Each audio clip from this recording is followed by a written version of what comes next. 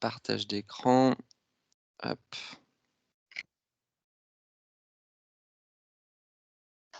Voilà, donc juste si vous pouvez me confirmer que vous voyez bien mon écran.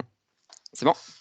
Ouais. Ok, donc commençons ce webinaire DB2 Web Query, donc c'est le sujet du jour, et notamment orienté sur les nouveautés de la nouvelle version qui a été annoncée en décembre, donc la version 2.3.0.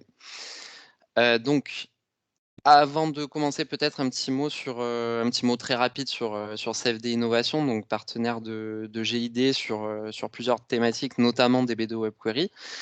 Et donc CFD Innovation, on intervient au travers de missions de conseil, on fait pas mal de formations également des missions de développement autour de solutions open source en environnement IBMI, donc open source autour des technologies web principalement, hein, donc PHP, Node.js, mais pas que. Donc vous savez qu'aujourd'hui, il y a plein de paquets open source sur IBMI qui sont disponibles, hein, juste comme ça, la base de données MariaDB, Chrony, wget, CURL, etc., etc. Et donc, un autre volet d'intervention de CFD Innovation, c'est justement la valorisation des données DB2 avec l'outil DB2 Web Query, qui est le sujet du jour. Donc, peut-être pour commencer, donc les personnes qui suivent ce webinaire, j'imagine qu'il y a deux catégories de personnes, c'est-à-dire qu'il peut y avoir des clients, des gens qui ont déjà DB2 Web Query, qui vont être intéressés principalement par les nouveautés de DB2 Web Query, et puis il y a les personnes qui vont être intéressées pour faire de la BI en environnement IBMI. Donc au final, le webinaire, il est pour tout le monde. Et donc du coup, je vais commencer par présenter un petit peu le produit DB2 Web Query et quelque part comment il se positionne aussi par rapport à d'autres solutions de BI du marché. Alors déjà, premièrement, DB2 Web Query, justement, c'est une solution de business intelligence, donc de BI, en environnement IBMI. Et ça, c'est très important parce que c'est une solution qui tourne directement sur l'IBMI. Il n'y a pas besoin comme la plupart des solutions du marché, d'avoir à construire un data warehouse en dehors de l'IBMI avec des extractions de nos bases DB2, par exemple, dans des data warehouse SQL Server, Oracle ou autres, sur des infrastructures à côté. Donc là, au final, on peut tout faire tourner directement en environnement IBMI. Et donc, quand on parle de BI, au final, DB2 Web Query permet de faire pas mal de choses. En fait, chacun peut en avoir sa propre utilisation. À la base, il est fait pour faire du reporting, mais on peut s'en servir aussi pour faire des extractions, selon nos habitudes. Hein. Donc, des extractions dans des formats Excel, hein, c'est ce qu'on rencontre le plus souvent.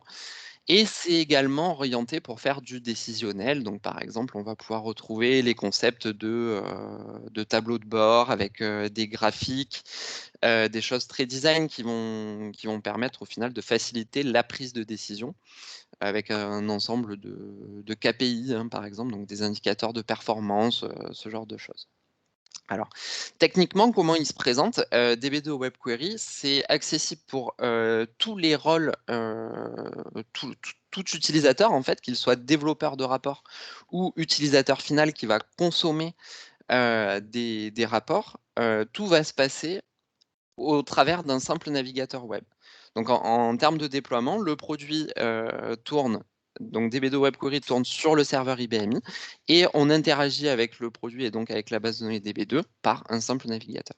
Donc celui qui est plutôt recommandé, c'est Chrome, mais il y a des compatibilités, donc vous avez des tableaux de compatibilité selon les navigateurs et il vaut mieux avoir utiliser des navigateurs récents.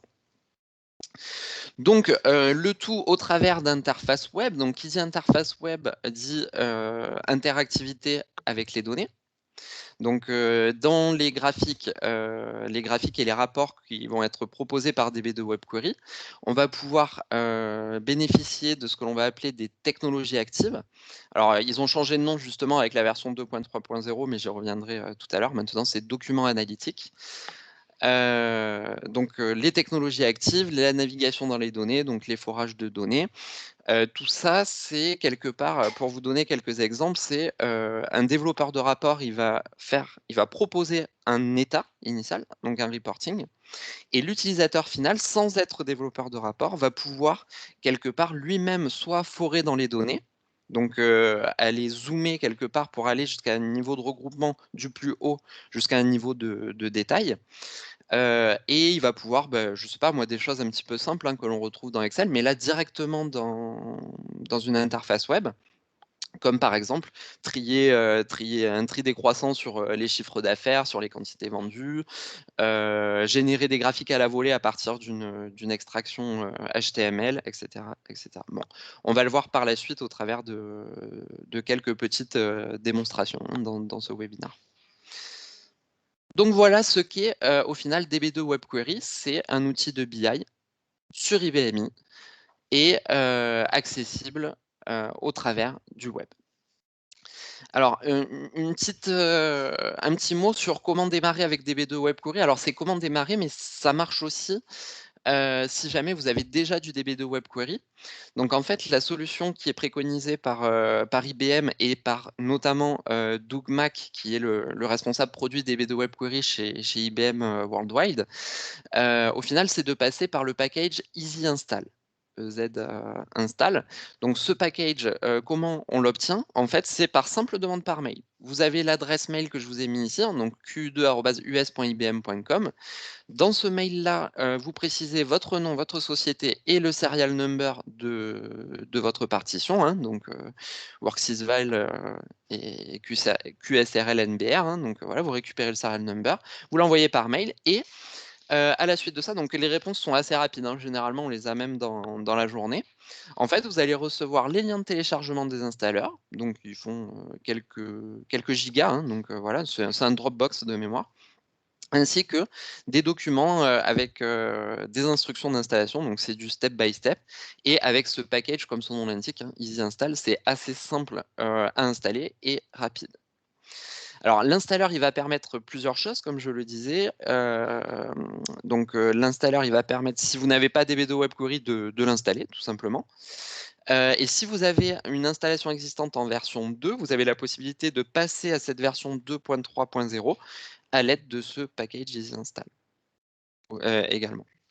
Donc si vous n'avez pas, DB2 Web Query, si vous n'avez pas encore DB2 Web Query et que vous souhaitez, évaluer le produit en fait, hein, donc le temps de vous former sur le produit ou le temps de faire un POC sur le produit, de voir directement dans votre environnement, vous pouvez profiter de 70 jours de version trial. Donc en fait, si vous ne l'avez pas, vous installez via le package Easy Install, il n'y a rien d'autre à faire et vous bénéficiez de 70 jours de grâce où vous avez la totalité du produit qui est, accessible et disponible.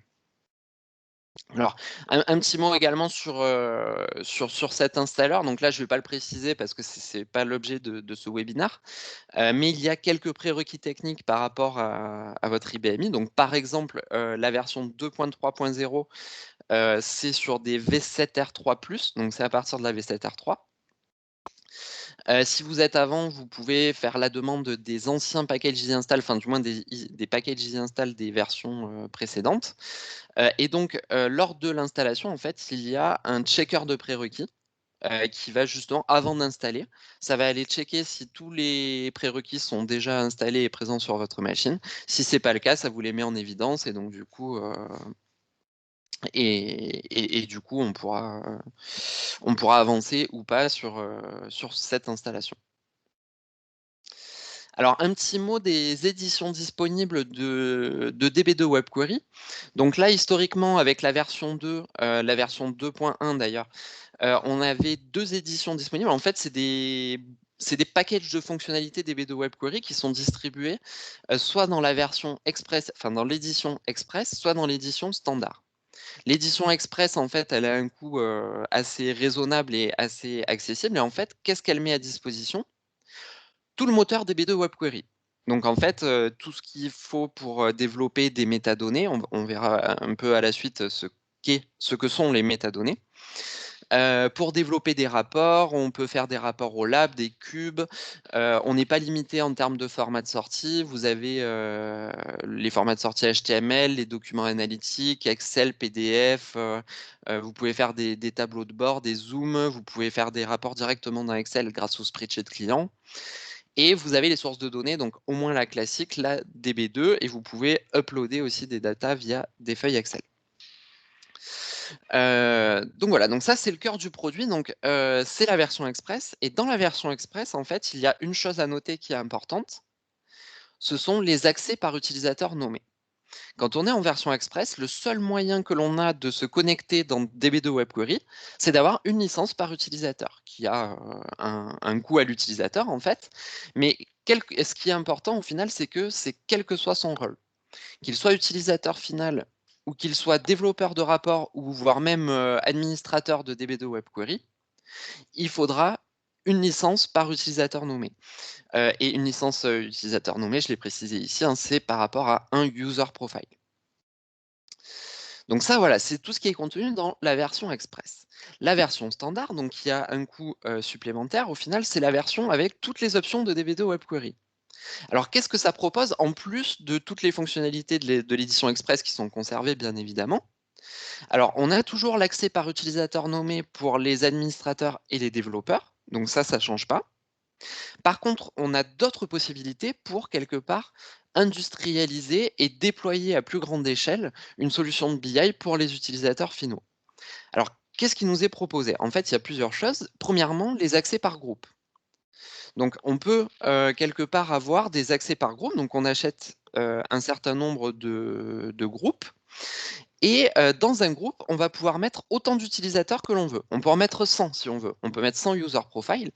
La seule contrainte quelque part qu'il va y avoir, c'est que, alors déjà, les personnes qui sont dans les groupes, ce ne sont que des utilisateurs finaux, donc que pour exécuter des rapports qui ont déjà été mis à disposition, déjà été développés. Ensuite, oui, donc les accès par groupe. Excusez-moi, j'ai eu un écho à un moment donné, mais ça va mieux. Donc, oui, la contrainte qu'il y a, c'est que tous les utilisateurs d'un seul et même groupe vont avoir les mêmes accès. Ce qui signifie qu'on ne peut pas mettre non plus tous les utilisateurs d'une société, par exemple, d'une entreprise, dans le même groupe. Car sinon, tous les utilisateurs, au final, auraient accès au même rapport, du directeur d'agence à la direction générale, en passant par le commercial ou le technicien. Donc voilà, je pense que la notion de déploiement par groupe, il faut la réfléchir en termes d'accès au rapport dans DB2 Web Query et donc quelque part par niveau de droit et d'accès. Alors, toujours sur l'aspect déploiement, quand on passe à la version standard, en fait, on a accès au module qui s'appelle le Report Broker. Le Report Broker, c'est un module de DB2 Web Query qui va permettre d'automatiser les distributions et d'automatiser et de distribuer les rapports, alors que ce soit par mail sur des serveurs FTP ou sur des imprimantes. Le gros avantage de ça, alors du coup, c'est plus l'utilisateur final qui est à la demande de l'exécution d'un rapport, mais par contre, l'utilisateur final peut tout simplement recevoir le résultat de l'exécution d'un rapport. Donc en fait, on peut planifier tous les matins à 6 heures du matin, le commercial, il va recevoir ses objectifs du jour. C'est un exemple en fait, hein. Ou une fois par mois, on envoie les statistiques aux responsables d'agence. Voilà, ce genre de choses. La grande différence qu'il y a avec ça en termes de licence, c'est que, eh bien, en fait, l'utilisateur final, donc celui qui reçoit le mail, il n'a pas besoin de licence utilisateur.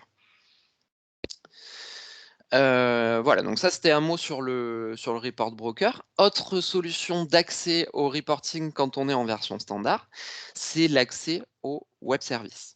Donc en fait, tous les rapports que vous allez développer dans DB2 Web Query, quand vous êtes en version standard, eh bien, au final, ils sont disponibles derrière des web services.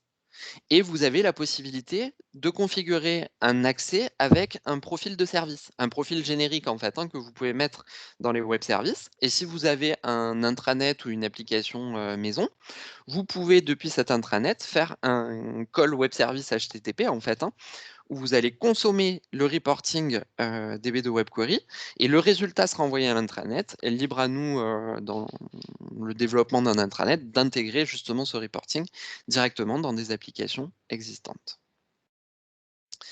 Alors, dernière chose qu'apporte la version standard, c'est la notion de connecteur de base de données supplémentaire. Donc, quand on est en Express Edition, les sources de données, en fait, c'est principalement DB2. Donc, généralement, ça couvre quand même 90% de nos cas d'usage, hein, quand on est sur IBMI. Quand on passe en standard, en fait, c'est assez intéressant, quand on a des bases de données qui tournent, pas sur IBMI justement, donc un SQL Server ou un MySQL, un Postgre ou enfin du moins tout SGBD qui dispose d'un connecteur JDBC en réalité. Eh bien, on va pouvoir se connecter depuis DB2 Web Query et faire du reporting en allant interroger une base de données de ce type-là à l'extérieur. Et donc, on va pouvoir créer des tableaux de bord, par exemple, qui vont faire un récapitulatif entre des données qui viennent de DB2, des données de SQL Server, des données de MySQL, pourquoi pas. Voilà, donc ça, c'est les deux éditions. Quand on commence avec DB2 Web Query, alors, l'idéal, c'est de commencer le POC et de bénéficier du Easy Install. Les 70 jours d'essai, au final, c'est la version standard, donc vous avez vraiment la totale, pour savoir ce dont vous avez besoin et donc tailler votre projet au plus proche de vos besoins.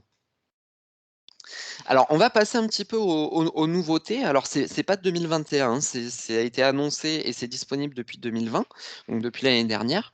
Donc, en fait, entre la version Express et la version standard, il y a eu 2 nouvelles éditions qui sont sorties. Donc, par exemple, il y a beaucoup de clients qui sont passés en la version standard de DB2 Web Query, tout simplement parce qu'ils n'avaient besoin que du module Report Broker, comme je l'ai expliqué, donc pour planifier et exécuter des rapports, les distribuer par mail ou sur des serveurs FTP. Eh bien, en fait, on a une édition intermédiaire qui est la Scheduler Edition, qui, au final, bénéficie de toutes les fonctionnalités de l'édition Express, plus le module Report Broker, simplement. Donc, du coup, on n'a pas accès aux web services, aux accès par groupe, etc. Mais voilà, il y a des cas qui suffisent. La deuxième nouvelle édition qui se situe aussi entre l'Express et la standard, c'est l'édition Runtime Edition.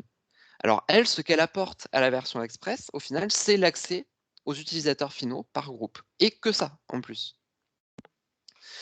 Si jamais vous voulez bénéficier à la fois des groupes et des schedulers et ou des web services et cetera, là, par contre, il y a pas d'intérêt quelque part à prendre l'Express plus la scheduler et plus la runtime. D'ailleurs, ça n'existe pas.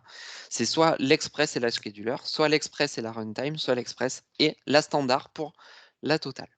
Voilà.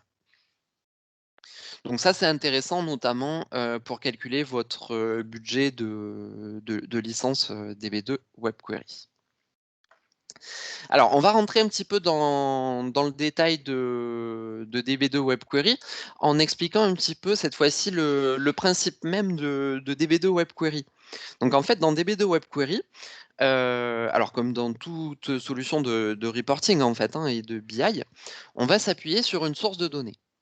Alors, dans DB2 Web Query, la source de données vraiment native qui vient intuitivement, c'est la base de données DB2 400. Donc, on a même, post-installation, on a un connecteur étoile local en fait qui permet d'interroger la base de données DB2 sur laquelle est installé DB2 Web Query. Mais en fait, on pourrait aussi aller interroger depuis cette partition-là des bases de données DB2 d'une autre partition à partir du moment où elle est renseignée dans le work RDBDir entry. On a un connecteur Query 400 qui permet, alors je ne le conseille pas, mais j'en parle parce que ça existe, qui permet en fait, quand vous avez des Query 400 existants, de créer un reporting DB2 Web Query s'appuyant sur le résultat de votre Query 400. Alors pourquoi je ne le conseille pas? C'est parce qu'en termes de performance et même en termes de fonctionnalité, c'est très souvent beaucoup plus rentable au final de repartir sur la création d'une métadonnée directement, en vous appuyant sur la base de données DB2 et donc en utilisant le moteur SQE plutôt que CQE ou que les queries. Et donc dans les autres sources de données, on vient de l'évoquer avec la version, standard, on a également d'autres connecteurs, qui vont permettre au final de se connecter à un SQL Server, un MySQL ou toute base de données JDBC. Alors tout ça, voilà, ça c'est l'accès à la source de données, tout part de là. Et tout ça, au final, ça va être mis, dans une couche d'abstraction qui s'appelle les métadonnées. Donc c'est la couche métadonnées. Ça va être une couche d'abstraction entre les reporting que l'on va pouvoir développer, donc que ce soit des rapports, des graphiques, des tableaux de bord, des extractions Excel, peu importe, tout ça c'est le reporting, et la source de données. Et donc en fait, quand on sera au niveau du développement d'un rapport, ce que l'on ne verra, ce ne sont que les métadonnées, sans forcément savoir sur quelle source de données d'ailleurs ça s'appuie.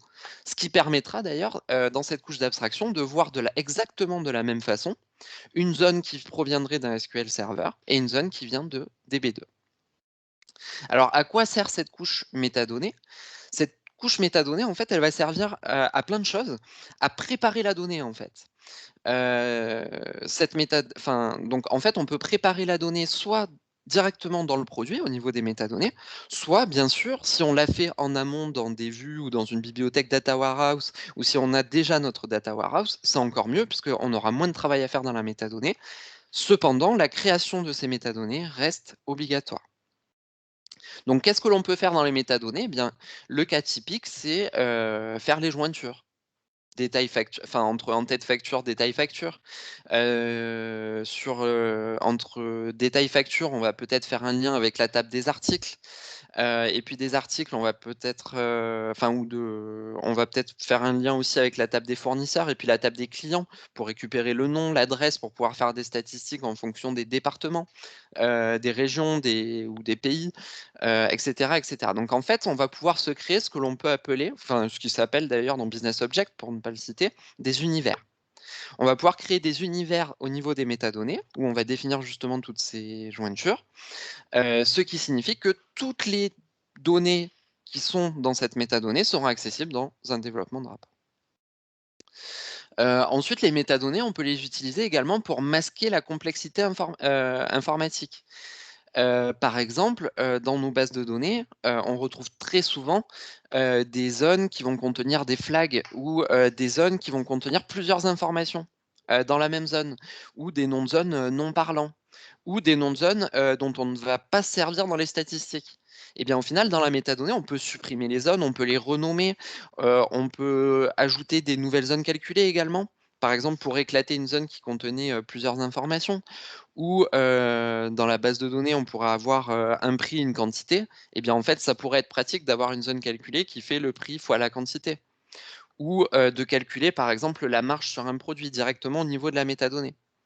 Le gros avantage de ça, c'est qu'en fait, on va centraliser et factoriser tous ces développements au niveau de la métadonnée. Et en fait, ce sera, tout ce qu'on aura fait au niveau de la métadonnée sera accessible pour tous les développements de rapports qui vont suivre. Donc au final, on a à le faire une seule fois, on prépare la donnée et comme ça, on facilite le développement de rapports. Alors, d'autres cas d'usage dans les nouvelles zones calculées, très, très important, la manipulation de dates. On ne peut pas parler de statistiques si on ne parle pas de date. Et il y a toujours une notion de date. C'est, voilà, on veut le chiffre d'affaires, de telle année, on veut le comparer à celui de l'année dernière, on veut un rapport, sur une période glissante, donc en fait, on veut le chiffre d'affaires, mais à partir de la date du jour, moins 12 mois. Donc on veut voir l'évolution des quantités vendues, du nombre d'interventions, enfin voilà, certaines métriques, mais tout se base sur des dates. Et eh bien, en fait, on n'a pas tous des vraies dates dans la base de données. Ce qui peut être délicat de travailler sur des zones numériques, alpha ou même des dates juliennes. J'en ai vu encore, cette semaine, des dates juliennes. Il y a pas de souci, en fait, là-dessus. C'est-à-dire que dans les métadonnées, dans le constructeur de métadonnées de DB2 Web Query, il y a toutes les fonctions nécessaires pour quelque part convertir vos dates qui sont en format numérique dans plusieurs zones, une seule zone alpha ou julienne, en vraies zones de type date. Alors ça touche pas à la base de données, hein, mais c'est juste qu'au niveau de la métadonnée, on va voir une nouvelle zone calculée qui est au format date. Et ça va être très pratique justement pour faire du calcul de date, pour avoir des décompositions de dates, pour, avoir des choses, par année, par mois, par jour, par trimestre, savoir quel jour, par exemple, si c'était tous les lundis ou tous les mercredis, enfin un jour donné dans la semaine ou, par rapport au numéro de semaine, et cetera, et cetera. Donc au final, il y a tout ce qu'il faut pour, préparer la donnée. Dernière chose qui se prépare dans la métadonnée, la définition des dimensions. La définition des dimensions, en fait, ce sont les axes, ce qu'on appelle principalement les axes quand on parle de BI. C'est qu'au niveau de la métadonnée, on va pouvoir quelque part, définir des dimensions hiérarchiques. Donc en fait, par exemple, on pourrait avoir, une dimension hiérarchique fournisseur où en fait on a pays du fournisseur, département du fournisseur et le nom du fournisseur. Là, on voit bien qu'on a 3 strates. On parle aussi de dimension hiérarchique quand on parle de date, donc année de commande, mois de commande, jour de commande, par exemple. On peut en avoir pour les clients, donc pays du client, département du client et nom du client. Ce qui va permettre, en fait, quand on définit ces dimensions, c'est que DB2 Web Query va comprendre que, eh bien, au final, on va pouvoir forer la donnée.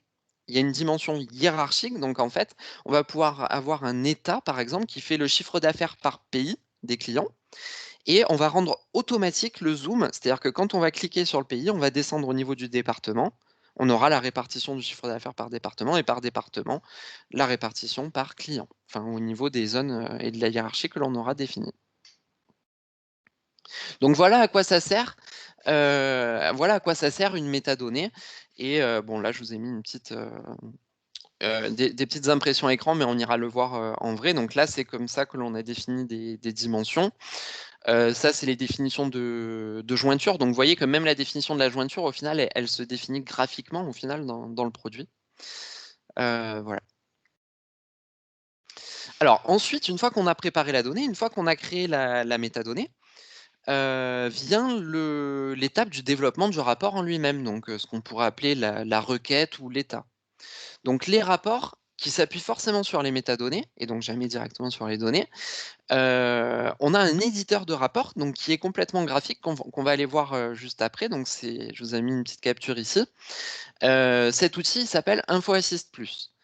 En gros, c'est une interface graphique, assez intuitive qui est destinée aux développeurs de rapports et qui via une interface donc avec du drag and drop et du WYSIWYG, en fait, on va prendre les zones, on va les cliquer, déplacer, on va pouvoir se construire notre requête, rajouter des filtres, changer les formats de sortie. Par exemple, le même rapport très facilement et en un clic, on va pouvoir passer d'un rapport HTML à un rapport Excel, par exemple, ou un rapport PDF.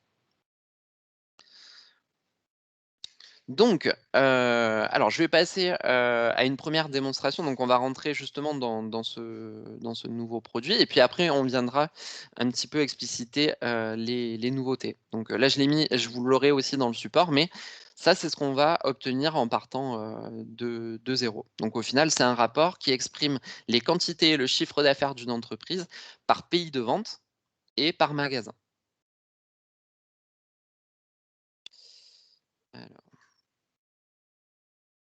OK, donc là, je suis sur un DB de Web Query, je vais vérifier que je suis bien connecté. OK. Donc déjà pour ceux qui ont DB2 Web Query, vous remarquez qu'il y a une nouvelle, mire de connexion. Donc ça, c'est la nouvelle mire de connexion de la version 2.3.0. Alors déjà, première chose, c'est que quand on va se connecter dans DB2 Web Query, on va tomber, sur une nouvelle interface. C'est-à-dire que là, l'interface que vous voyez, c'est la nouvelle interface d'accès pour les utilisateurs finaux et ou les développeurs de rapports, qui est en fait un portail qu'ils ont simplifié et modernisé. Donc là, l'idée, au final, c'est d'avoir un système de favoris avec une interface beaucoup plus moderne, on va dire, et qui facilite et accélère, l'accès aux différents reporting, en fait, de l'utilisateur. Donc là, dans récent, au final, c'est, les derniers rapports qui ont été, exécutés ou développés, par l'utilisateur lui-même. Donc chacun, au final, verra ses derniers rapports. Donc ça peut être pratique, pour des accès rapides quand on commence à avoir des applications avec beaucoup de rapports. Et donc d'ici directement, on peut les exécuter. Si on a les droits de modification, on peut les modifier. Si on est développeur, on va pouvoir aussi, créer des visualisations, mais ça j'en parlerai tout à l'heure, voilà. Donc si vous êtes, un petit peu perturbé par cette nouvelle interface, chose importante de cette version 2.3.0, c'est qu'en fait, elle cohabite avec le portail BI que vous connaissez. Donc comment on fait pour passer sur le portail, BI, classique, hein, qui était de la version, précédente? 2 solutions, soit dans l'URL vous tapez legacy home, parce que c'est la page d'accueil héritée, soit ici, dans votre profil, vous passez sur page d'accueil héritée. OK, et donc là, on va retrouver au final le portail que vous connaissez, qui se charge.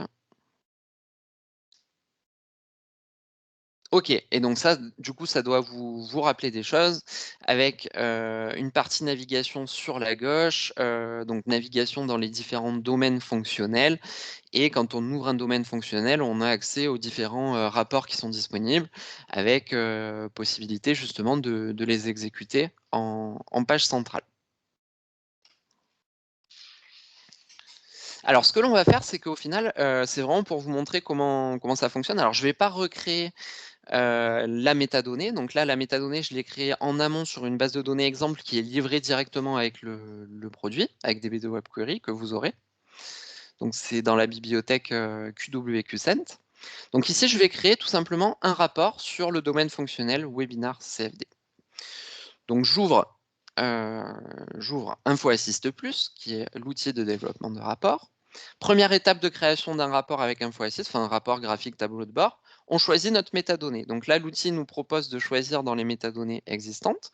Donc là, je choisis celle que je connais qui contient déjà les jointures sur mes tables où j'ai déjà préparé un petit peu les données. OK.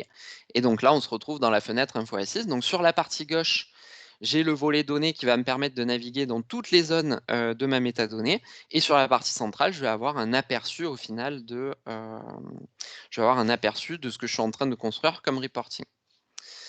Alors, ce que je vais faire, c'est que je vais glisser, voilà, donc hop, donc là, je peux la glisser directement comme ceci. Donc là, j'ai glissé la zone, pays de vente. Et je vais récupérer le nom du magasin. Donc comme ça, j'aurai une décomposition par pays et par magasin par pays, et bien des quantités vendues de mon entreprise, fictive. Donc voilà, je vais mettre une ou 2 donc par simple double clic. Donc là, c'est les quantités vendues, et ça, c'est ma zone qui contient le chiffre d'affaires, donc en fait les montants vendus. Donc voilà, donc déjà, vous voyez que l'interface, elle est assez simple, d'utilisation, hein. Alors après, une fois que je clique sur une zone, j'ai pas mal d'informations qui vont me permettre de mettre en page. Là, par exemple, j'ai activé le séparateur de milliers pour cette zone. Je peux le faire également ici. On a pas mal d'options, par exemple pour visualiser, ça c'est assez, sympa je trouve comme fonctionnalité. Alors c'est dans barre de données, voilà, donc si je l'active sur cette colonne, en fait, vous allez voir qu'il y a un petit graphique qui est indirectement inséré dans le reporting, et qui permet au final d'avoir une meilleure visu, de quel magasin au final a fait le plus de chiffre d'affaires, par exemple. Et donc là, en un coup d'œil, on voit dans l'aperçu que ce serait, celui-ci, qui est aux États-Unis. Alors assez simplement, ce que je peux faire également, c'est que, si je reste comme ça, j'ai les chiffres, mais qui sont par toutes les zones de regroupement. Si jamais je veux des sous-totaux par pays, par exemple, mais au final, c'est, assez simple. On clique la zone sur laquelle on veut le sous-total, on la sélectionne et on active les sous-totaux. OK, rien de plus. Ensuite, ce que je peux faire, c'est changer le format de sortie. Donc par défaut, vous allez être sur un format de sortie, HTML. Donc je peux vous montrer déjà à quoi ça ressemble. Donc je vais d'abord l'enregistrer. On lui donne un nom, démo webinar. OK, donc je le mets en petit, je garde mon éditeur, démo webinar, il est ici. Voilà, donc déjà si je le lance, voilà, j'obtiens le rapport. Donc là, ça a exécuté la requête, ça m'a extrait les données, ça me l'a mis en page comme ceci. En tant qu'utilisateur final, avec le format HTML, au final, j'ai ça, donc je peux faire du copier-coller, je peux le visualiser, et cetera. Mais je ne peux pas manipuler la donnée. Donc déjà, très simplement, ce qu'on va faire, c'est qu'on va changer le format de sortie, on va passer sur document analytique HTML. C'est le nouveau nom pour les technologies actives. Donc on va activer juste ce format de sortie. Et là, si je le réexécute, donc là, en fait, c'est une petite applet JavaScript qui est chargée, à l'intérieur du rapport, et qui va permettre au final un peu plus d'interactivité pour l'utilisateur. Donc là, ce qui est apparu en plus, donc là, c'est le même, reporting, mais en fait, vous voyez qu'on a des petites poignées ici qui nous permettent, par exemple, de pouvoir faire un tri sur les données. Donc par exemple, là, j'ai trié par tri décroissant du chiffre d'affaires. Hop, je peux le changer, donc le moins, voilà, donc ça, j'ai ça sur toutes les colonnes. Il y a d'autres informations intéressantes, c'est qu'à partir de là, l'utilisateur, il va pouvoir très simplement se faire un graphique, en fait, pourquoi pas. Donc si je veux représenter le chiffre d'affaires, par pays, par exemple. Donc là, vous voyez qu'il y a quand même pas mal, d'options. Donc si vous les voyez, je vous laisse les regarder un petit peu, hein, mais donc là, on a graphique, secteur et par quoi? Ben en fait, par country, par pays. OK, donc là, à la volée, en tant qu'utilisateur final, donc je suis pas développeur de rapport, je suis vraiment utilisateur final. J'ai généré mon graphique qui s'appuie sur ces données et qui me représente le chiffre d'affaires par pays. Si jamais c'était pas un secteur que je voulais, j'ai juste à cliquer ici et j'ai la répartition par histogramme ou par ligne. Bon là, ça a pas trop de sens de ligne, c'est plus avec des notions temporelles ou enfin voilà, mais c'est vraiment pour vous montrer. Donc là, c'était, j'ai pris la colonne de chiffre d'affaires, mais si je veux générer un autre graphique, ici, donc par pays, mais sur les quantités, hop, et là, j'en ai généré un autre que je peux positionner à côté. Et voilà, très facilement, comment j'obtiens au final une visualisation de mes données. Donc ça, c'est tout ce qui est apporté par la technologie active et on a juste à activer la technologie pour que ce soit efficient. Alors, je vais aller un petit peu plus loin sur ce qu'on peut faire.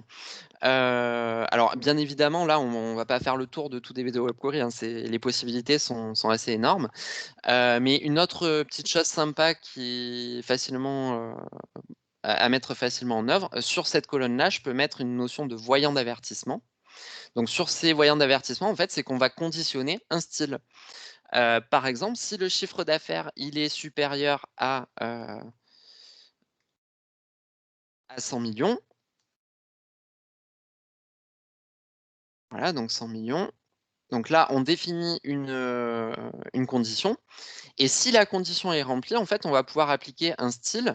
Donc là, la couleur de la police, je vais écrire en blanc puisqu'en fait, je vais changer le fond de couleur. Donc si c'est supérieur, hop, je le mets en vert. OK. On peut rajouter autant de conditions que l'on veut. Donc là, si c'est, inférieur à,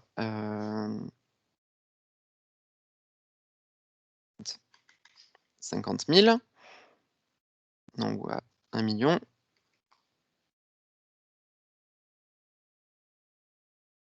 OK, donc si c'est inférieur, par contre, là, on va écrire en blanc sur fond rouge.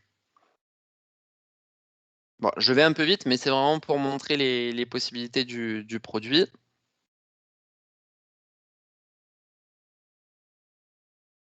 OK, je réexécute mon rapport pour voir le résultat.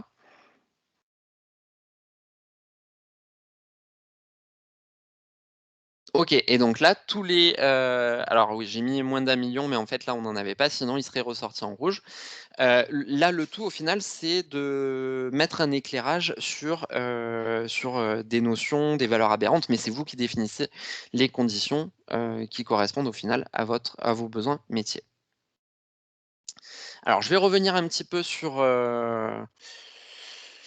la suite de la présentation. Donc pour passer un petit peu, aux nouveautés. Alors, premièrement, bon, la nouvelle, mire de connexion, heu, la nouvelle interface que je vous ai présentée. Alors une chose assez intéressante avec le package Easy Install qui est apporté, c'est, un report en fait qui se trouve dans le domaine fonctionnel IBM DB2 Web Query Information qui est automatiquement installé avec le package Easy Install. Donc je vais pas détailler tout ce qu'il y a dedans parce qu'il y a vraiment beaucoup de choses qui vous sont apportées et qui sont directement utilisables en fait.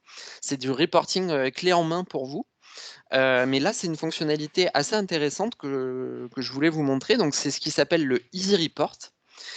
Qui va permettre au final, au travers d'un rapport, de d'écrire directement votre requête SQL et à partir de cette requête SQL, en fait, c'est DB2 Web Query qui va se charger de, créer à la fois la métadonnée, qui s'appuiera sur votre requête SQL et le report associé. En fait, il va vous présenter toutes les zones qui sont dans votre requête SQL. Alors, il y a plein de cas où c'est, super pratique d'utiliser ça. Par exemple, quand on a des requêtes un peu complexes, avec des jointures ou avec des tables temporaires, donc avec des WithStamp et cetera. Donc là, on peut les récupérer comme ça ou quand on a justement des procédures qui sont déjà écrites, autant les récupérer comme ça. Après, on peut les mettre dans des vues aussi, hein. Mais voilà, c'est un moyen au final d'avoir un résultat rapide dans DB2 Web Query. Autre chose que je trouve intéressante avec le Easy Report, c'est que c'est d'utiliser les IBMI Services. Donc les IBMI Services, pour ceux qui connaissent, hein, on peut les retrouver dans ACS, dans le module d'exécution de script SQL. On fait insérer à partir d'exemples, et là, en fait, on a tout un ensemble d'IBMI Services. Donc, en fait, c'est d'accéder à des ressources système, au final, enfin, des ressources système ou des informations système ou des manipulations d'objets IBMI, mais directement en SQL. Et donc, en fait, ça, on peut les réutiliser, par exemple, pour avoir les jobs qui consomment le plus en mémoire ou les utilisateurs qui consomment le plus de storage sur le disque ou les spools les outqueues les plus volumineuses, etc., etc. Et ça, en fait, on va pouvoir les interroger ces informations directement en SQL.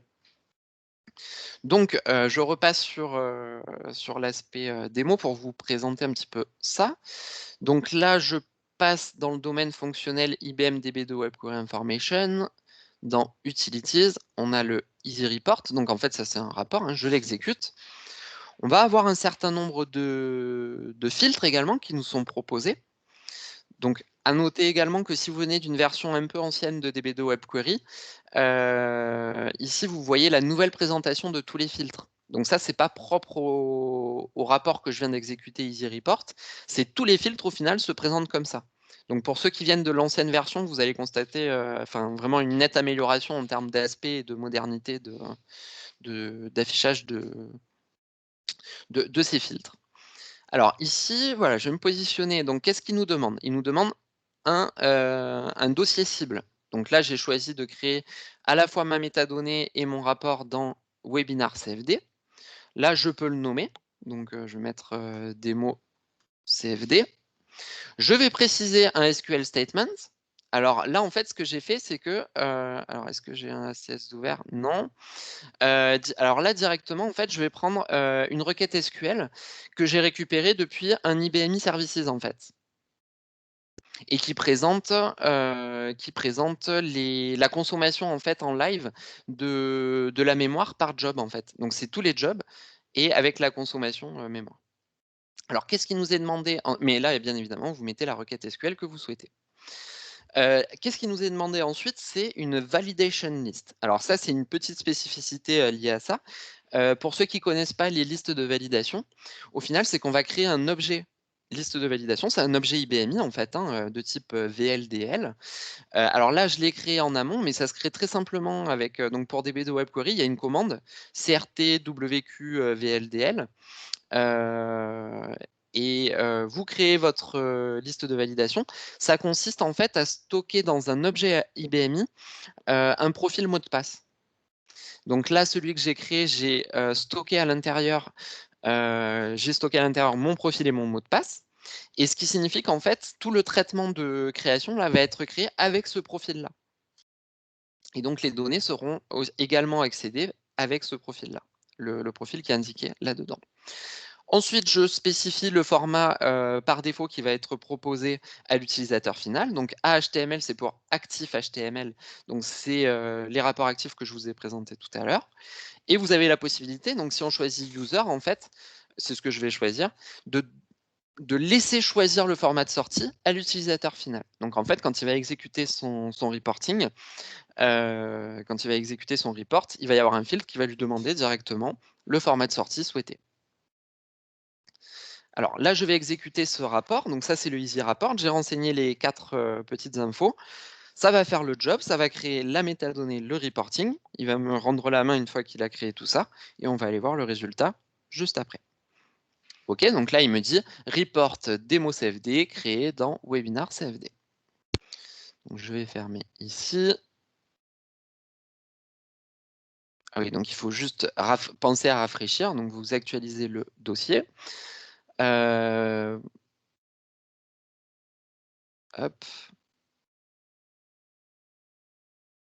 Alors c'est moi ou... Ah ben non, démo CFD. Et OK, je cherchais dans les noms publiés, mais il était tout simplement ici. OK, donc on avait précisé user. Donc on a le choix de tous les formats de sortie proposés par DB2 Web Query. La liste est configurable au niveau de l'administration, hein, si vous voulez limiter certains formats de sortie. Donc là, pourquoi pas le HTML Analytics document. On exécute notre rapport et donc là, j'ai créé un rapport via le Easy Report qui me présente ces données et qui s'appuie sur la requête SQL. Alors, il se peut que, donc là, il prend vraiment les zones dans l'ordre de la requête. Le rapport qui est généré, vous pouvez à tout moment aller le modifier avec l'éditeur par défaut InfoAssist.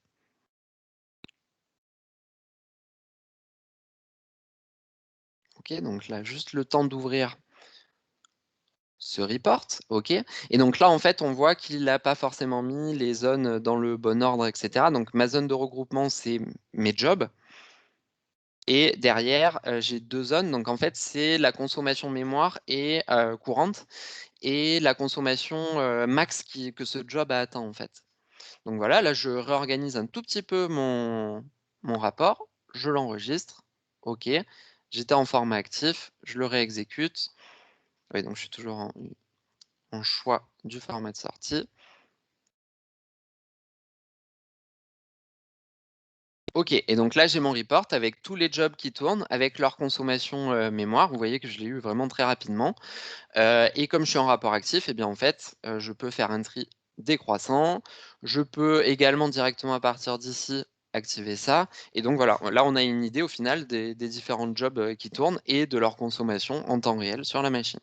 Et donc ça, vous pouvez l'appliquer justement en fonction de vos besoins. Alors, autre nouveauté qui se situe, enfin, autre utilitaire qui se situe à peu près au même niveau. Je vous parle de celui-ci, mais parce qu'on n'aura pas le temps de tous les détailler, mais il y a un reporting qui s'appelle Search, qui permet de rechercher dans tous les objets DB2 Web Query. Alors, quand on commence, c'est pas très utile. Par contre, quand on commence à avoir par exemple, quand DB2 Web Query est déployé déjà depuis plusieurs mois, qu'on a plusieurs développeurs de rapports, on va commencer à avoir pas mal d'applications statistiques. Et en fait, ici, vous allez pouvoir rechercher par mots-clés. Et donc, vous choisissez où est-ce que vous voulez rechercher. Donc, par exemple, est-ce que vous voulez rechercher dans tous les domaines fonctionnels de DB2 Web Query ou en particulier par type de rapport. Donc, on peut même rechercher au niveau de la zone, en fait, hein, qu'est-ce qu'on a là? Hop, je vais prendre une zone que je connais, donc product type, donc dans tous les types d'objets, voilà. Et donc là, on choisit le format de sortie de ce rapport. Par exemple, oui, on va garder ça. Donc là, je recherche product type et au final, il va me ressortir tous les endroits où on voit la zone product type qui est utilisée, que ce soit dans les reporting. Donc product type, où est-ce qu'il a été rencontré? Donc déjà, il a été rencontré que dans ce domaine fonctionnel. Ensuite, dans ce domaine fonctionnel, il a été rencontré dans des reports, dans des synonymes. Donc les synonymes, c'est les métadonnées. Et puis dans d'autres reports là. Et donc en fait, voilà, on a les chemins et on a les informations au final de partout où on a cette zone-là en particulier. Donc ça, c'est assez pratique hein, pour maintenir nos reporting, puis voilà, hein, pour faire des recherches dans DB2 Web Query. Donc voilà, ça c'était l'autre outil. Dans les nouveautés, la nouvelle home page, mais ça j'en ai déjà un petit peu parlé quand on s'est connecté, avec des accès rapides. Alors que je vous présente un petit peu quand même l'exécution par cette interface. Alors je vais juste la rafraîchir, comme on a travaillé sur le dernier. Voilà, donc dans les récents, vous voyez qu'il y a les derniers que j'ai exécutés et que je peux lancer directement d'ici. Donc je vous montre juste l'aspect en fait que ça a, hein. Donc c'est juste que ça ouvre ce qu'on appelle une modale dans la page, donc ça fait un petit peu plus moderne. On retrouve la même notion de filtre et bien entendu la même visualisation du rapport en lui-même. OK. Et donc voilà, là je peux les exécuter d'ici, etc. Donc ça, c'est la nouvelle home page qui plaît assez aux utilisateurs finaux. Donc on a des nouveaux boutons d'action, donc notamment le obtenir les données et visualiser les données. Donc derrière obtenir les données, en fait, on a les nouveaux écrans de création de métadonnées. Alors je regarde un petit peu l'heure pour voir si j'ai le temps. Ouais, donc ça va être rapide. Donc, obtenir les données, c'est pareil, c'est pour ceux qui connaissent. Alors, le processus, au final, de création d'une métadonnée reste similaire. Voilà, ça ne révolutionne pas la création des métadonnées, mais par contre, vous voyez que l'interface en elle-même, en fait, elle est bien plus moderne que celle que vous aviez avant. Donc, comme ce que l'on faisait avant, en fait, on va commencer par choisir un connecteur de métadonnées, donc un connecteur BDD. On choisit notre connecteur. Hop, on fait suivant. Et donc là, au final, on se retrouve avec les écrans que l'on avait avant, donc un filtre de recherche sur les objets, les tables correspondantes au filtre de recherche, et là, on peut créer directement des métadonnées directement d'ici, quoi. Bon, je détaille pas plus que ça, parce que, mis à part l'interface, là, il n'y a pas eu de nouveauté. Alors, et la deuxième chose, c'est visualiser les données à l'aide du nouveau designer. Et en fait, ce nouveau designer que je vais rapidement vous présenter, il vient quelque part en remplacement. Il vient en remplacement de InfoAssist. Alors, c'est pas qu'il vient en remplacement, c'est qu'il vient en complément pour faire ce que l'on va appeler des visualisations. Alors, qu'est-ce qu'une visualisation? Au final, une visualisation, c'est comme un tableau de bord, en fait, mais un petit peu particulier par rapport au tableau de bord que l'on connaissait avant. Donc déjà, au moins vous voyez un petit peu les nouvelles interfaces. Donc déjà, premièrement, il y a une notion d'espace de travail. Donc ça, c'est la notion de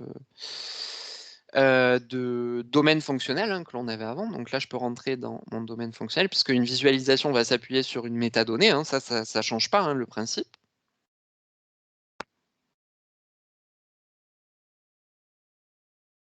Et voilà comment se présente ce nouveau designer. Donc sur la partie gauche, on va retrouver l'ensemble des dimensions des mesures, en réalité toutes les zones de la métadonnée, avec accès aux variables système et ou les variables que vous auriez définies au niveau de la métadonnée. Et sur le même principe qu'InfoAssist, en fait, on va pouvoir donc déjà chercher des zones, donc c'est en direct. Si je glisse product type, et puis je vais prendre une mesure. Voilà, le line total, bon, assez simplement. OK. Donc là, au final, on présente dans un graphique par défaut la notion de chiffre d'affaires par type de produit. Ici, j'ai fait qu'un seul graphique, donc c'est juste pour vous présenter un petit peu cette nouvelle interface. Donc là, voilà, on a le choix que ce soit du reporting sous forme de tableau ou de graphique. En fait, vous pouvez composer votre tableau de bord en ajoutant une notion de conteneur qui se retrouve ici derrière ce petit bouton. Voilà, et donc là, en fait, vous pouvez rajouter des conteneurs. Tac, donc on peut en rajouter autant qu'on veut, on peut les disposer comme l'on veut. Et dans chaque conteneur, en fait, on va se retrouver avec la possibilité de recréer au final des petits reportings et les uns à côté des autres, voilà, pour présenter sous forme de tableau de bord. Dans InfoAssist, il y a une notion, c'est qu'en fait, on ne peut pas avoir d'exemple de données ou de retourner sur les données sur lesquelles s'appuient nos reporting ou nos tableaux de bord. Ici, c'est un nouvel accès au final qui est proposé. C'est l'accès aux données qui permet au final de visualiser la métadonnée, les informations de la métadonnée sur lesquelles s'appuie notre reporting. Et donc là, notamment avec un exemple de données qui permettent la plupart du temps d'avoir des informations de signification de nos différentes zones. Alors, je vois une question concernant, donc voilà pour le designer. J'ai vu une question concernant les insights. Alors malheureusement, je ne vais pas pouvoir vous le présenter directement. Donc le choix de l'interface, je vous en ai parlé. Donc ça, c'était la dernière partie de la présentation. En fait, dans le package qui m'a été fourni par Dogmac et par IBM et que j'ai installé, en fait, les insights ne sont pas disponibles à l'intérieur. Par contre, qu'est-ce que ça va permettre? Parce que je peux vous en parler et notamment je vous invite à aller suivre, en fait, sur la page DB2 Web Query, vous avez une vidéo de l'équipe de Dogmac d'IBM, de DB2 Web Query. qui vous présente donc elle est assez rapide, hein, la vidéo, c'est 5 minutes je crois et ça vous présente justement cette fonctionnalité Insight. Donc en fait, cette fonctionnalité Insight, elle va se retrouver dans le designer que je viens de vous présenter. Donc au niveau du designer, je reviens sur visualisation, on aura le Insight qui sera juste là. Hop. Donc on aura le Insight qui se situera juste là, l'icône et en fait, qu'est-ce que c'est que l'Insight? C'est que ça va s'appuyer sur les métadonnées sur la métadonnée que l'on a choisie et en fait, ça va nous proposer un ensemble de reporting, qui vont être classés dans des catégories. Donc par exemple, soit des reporting temporels, soit des par catégorie qu'il aura pu identifier. Voilà, donc dans l'exemple de la vidéo que vous allez voir, il y en a un peu plus d'une vingtaine. Donc c'est des rapports préconçus qui sont faits automatiquement en fonction de la métadonnée et dans cette notion de visualisation, là où j'ai créé plusieurs conteneurs et bien, en fait, on va pouvoir piquer simplement en cliquant dans tous les rapports qui sont proposés, on va pouvoir dire: «Bah, ce rapport, je le rajoute dans ma visualisation, celui-ci, celui-ci» et en fait, on va juste composer notre visualisation en fonction de tous les rapports qui sont mis à disposition. Heu, voilà, donc là, je vous ai mis le lien là. Alors là, j'ai cliqué, voilà. Oui, je vais accepter les conditions de YouTube.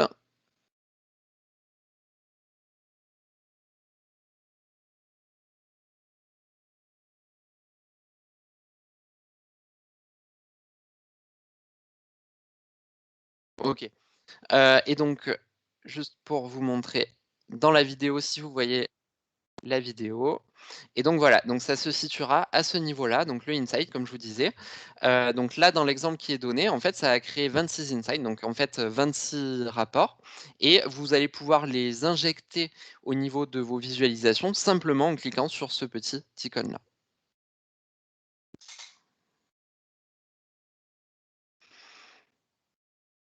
Alors, je vois que c'est à peu près l'heure, donc ça va me permettre au final de faire une petite conclusion du produit DB2 Web Query. Donc en 1 heure, c'était un peu rapide et condensé. Donc en gros, ce qu'il faut retenir, c'est que DB2 Web Query, c'est une solution de BI directement intégrée en environnement IBMI. Dans la plupart des cas, ça va permettre la recentralisation du reporting.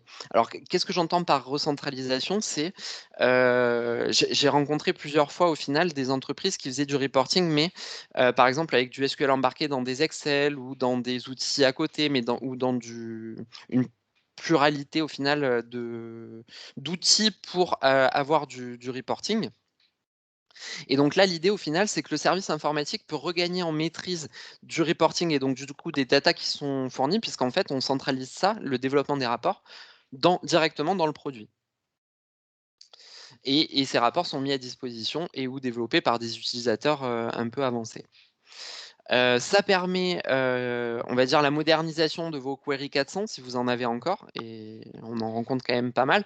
Donc on a vu là très rapidement et très simplement qu'on peut avoir quand même des formats de sortie assez évolués avec, des graphiques, de l'interactivité, on va dire des interfaces web modernes, des filtres, voilà donc on est quand même loin des sorties, query 400 quoi. Et ensuite, pour rappel, si vous n'avez pas encore DB2 Web Query, si vous voulez essayer le produit, n'hésitez pas, vous pouvez bénéficier de 70 jours d'essai avec le package Easy Install, donc avec la procédure que je vous ai indiquée. Et bien sûr, à toutes les étapes de votre projet, on peut vous accompagner, que ce soit de la formation, du POC ou même sur l'installation si vous avez des questions sur le produit.